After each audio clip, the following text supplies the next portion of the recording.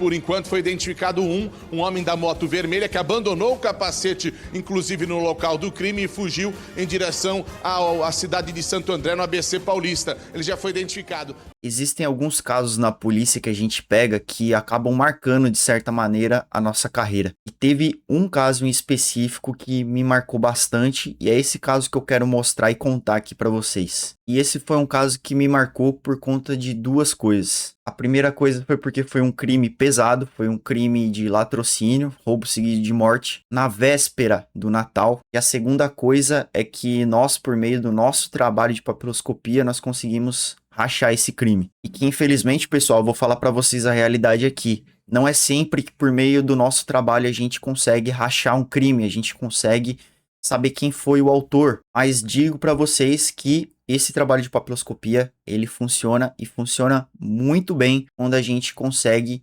encontrar alguns vestígios, tá? É claro que esse não é o único meio de investigação. Tem vários outros meios, vários outros métodos aí. Tudo aconteceu ali numa véspera de Natal, onde uma senhora estava chegando ali no portão da casa dela. Era um portão comum, daqueles manuais, tá? Não era nenhum portão automático. E logo em seguida, o ladrão encostou de moto do lado do carro dela e já veio anunciando o assalto. Ela não aceitou muito bem aquela situação, acabou de certa maneira tendo algum tipo de reação ali, e logo em seguida o vagabundo ali, o ladrão, disparou. Ele deixou o capacete dele cair no chão, e isso é muito importante porque foi uma das coisas que a gente se utilizou ali para conseguir rachar esse crime, eu já vou contar logo em seguida. E aí ele acabou indo embora, acabou se evadindo ali do local do crime. Quando a gente chegou lá, pessoal, infelizmente, fui eu e um parceiro, né? Nós sempre rodamos em dupla. Infelizmente a família tava lá muito triste, muito abalada. E tem alguns pontos que marcam a gente, né?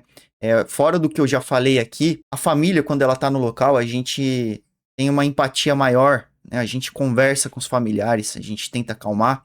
E uma das coisas que eu sempre costumo falar, não só nesse caso, mas em outros casos eu já fiz isso, é sempre querer demonstrar um ímpeto de justiça. É querer sempre demonstrar para os familiares o seguinte: olha, a gente está aqui e a gente vai dar o nosso máximo para tentar fazer justiça pelo seu familiar. É isso que eu sempre faço. Eu sempre costumo conversar com os familiares e falar: ó, a gente vai dar o nosso máximo aqui no nosso trabalho, tá? A gente vai fazer um trabalho minucioso para tentar identificar quem fez isso com seu pai, com a sua mãe. E nunca é um ambiente muito agradável, pessoal. É sempre um ambiente de choro, de tristeza, e não tem como ser diferente, né? Eu gosto sempre de fazer um pouco desse trabalho humanitário, apesar da gente não conseguir sempre acalmar as pessoas, sempre conseguir fazer do jeito que a gente gostaria, né? Mas nós fazemos o possível ali no local do crime com as vítimas, né? Porque todo mundo sofre. Então eu falei ali para os familiares que a gente ia dar o nosso máximo e a gente ia tentar identificar o criminoso. E aí nós começamos a perícia ali no veículo, nós começamos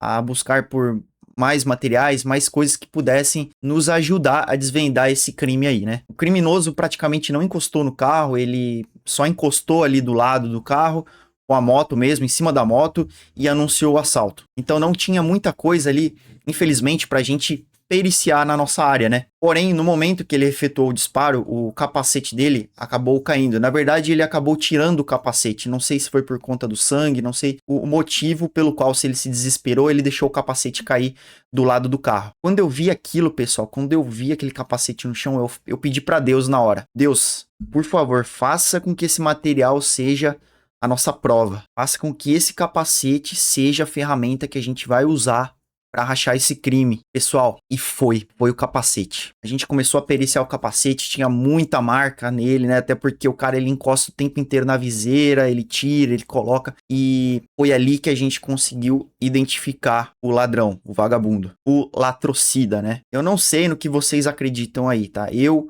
acredito no Criador, eu acredito em um Deus. Em muitos dos locais que eu fiz, que a gente conseguiu rachar crime, eu sempre pedi para Deus. Porque às vezes, rapaziada, você olha para um lado, você olha para o outro, e aí você fica: meu Deus, aonde que eu vou achar algum vestígio aqui nesse lugar para tentar desvendar esse crime? Então eu sempre recorro ali pro Altíssimo, né? Sempre tento buscar alguma visão além daquela que eu estou enxergando ali na minha frente. E não adianta, tem situação que é só Deus mesmo para guiar a gente. Então é no que eu acredito, e nessa ocasião, em algumas outras que eu posso contar para vocês aqui, mas nessa em específico, Deus deu pra gente ali um caminho, né? A gente, por meio da perícia no capacete, conseguiu identificar o cara. Esse foi um caso de repercussão, apareceu na televisão. Eu lembro que nesse dia, eu e o meu parceiro, a gente tratou o caso com a maior prioridade possível, né? A gente pegou, foi na madrugada, na verdade, que a gente foi fazer essa perícia. A gente saiu de lá voado com o material que a gente tinha coletado, né? Chegou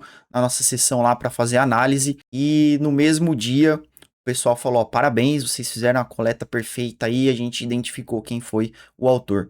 E aí quando você puxa a ficha do cara, né, uma porrada de crime, uma porrada de roubo, furto, um 71, um monte de coisa que é justificativo bastante para ele estar preso, coisa que não tinha acontecido, né, o cara tava lá pronto para cometer mais uma atrocidade contra um cidadão de bem. Então esse foi um caso que me marcou demais, pessoal. Foi um caso assim que até hoje eu não esqueço. Meu parceiro também, ele não esquece por conta de tudo isso, tá? Ó, eu até arrepio quando eu lembro desse caso, porque são várias coisas que fixam no nosso sentimental, nosso emocional, na nossa cabeça e faz a gente levar isso pro resto da vida. Ainda mais quando a gente consegue lograr êxito, né? Em um caso criminal como esse, a gente consegue identificar, a gente consegue saber quem foi em meio a um crime que a gente não tem câmera, que a gente não tem testemunha, a gente não tem nada, a gente não tem absolutamente